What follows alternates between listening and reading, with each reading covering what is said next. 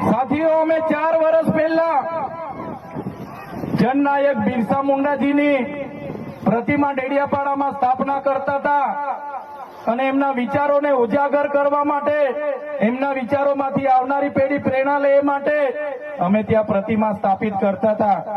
ત્યારે આ ભાજપના સાંસદ મનસુખભાઈ વસાવા, 3 જિલ્લાની પોલીસ અને એમના RSS વાળાએ આપણને ત્યાં પ્રતિમા સ્થાપતા અટકાવી દીધા હતા અને પ્રતિમા સ્થાપતા આપણા ઘણા લોકોને ડિટેન કર્યા હતા. 3 જિલ્લાની પોલીસ અમને પકડવા માટે આવી હતી, છતાં આપણે એમનાથી ડર્યા નથી અને બિરસા મુંડાની પ્રતિમા ડેડિયાપાડામાં સ્થાપિત કરી છે. ત્યારે આજે દેશના વડાપ્રધાનને આજે ડેડિયાપાડા આવવું પડે એ આપણા બધાની તાકાત છે. ત્યારે વડાપ્રધાન ડેડિયાપાડા આવે છે ત્યારે લોકોને ભેગા કરવા માટે 500 કરોડ આદિવાસી બજેટમાંથી જોગવાઈ કરવામાં આવી છે. હજારો બસોની વ્યવસ્થા કરવામાં આવી છે અને બધા કર્મચારીઓને એમાં લગાડી દેવામાં આવ્યા છે. આજે ડેડિયાપાડાના ગામડાઓમાં ટીડીઓ ના મળે, તલાટીઓ ના મળે એવા ગામડાઓની ગલીઓમાં આ ગુજરાતના નાયબ મુખ્યમંત્રી, એમના મંત્રીઓ, એમના સાંસદો, એમના ધારાસભ્ય ડેડિયાપાડાના ગલીઓમાં 4 દિવસથી ફરે છે.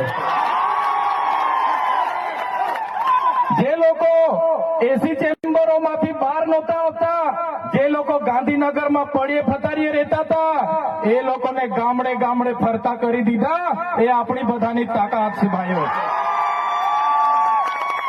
ત્યારે નરેન્દ્રભાઈ મોદી આપણા કુળદેવી માતાના દર્શને જવાના છે. દેવ મોગરા એ મહારાષ્ટ્ર, મધ્યપ્રદેશ, ગુજરાત અને રાજસ્થાનના લાખો લોકોનું આસ્થાનું કેન્દ્ર છે અને દેવ મોગરા જઈને રાજનીતિ જયારે કરવા માંગે છે ત્યારે નરેન્દ્રભાઈ મોદીને હું આ મંચ પરથી કહેવા માંગુ છું, તમને જો આદિવાસીઓ માટે હિત હોય તમે દેવ મોગરા જજો, તમે હિજારી લઈને આવજો, તમે મવડાનો ચોખ્ખો દારૂ એક બોટલ લઈને આવજો,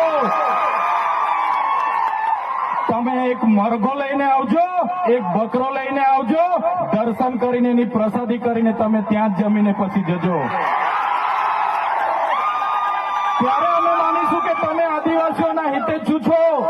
તમે આદિવાસીઓ માટે આજ દિવસ સુધી તમે 24 વર્ષથી રાજનીતિમાં છો, આગળ મુખ્યમંત્રી હતા, હમણાં વડાપ્રધાન છો.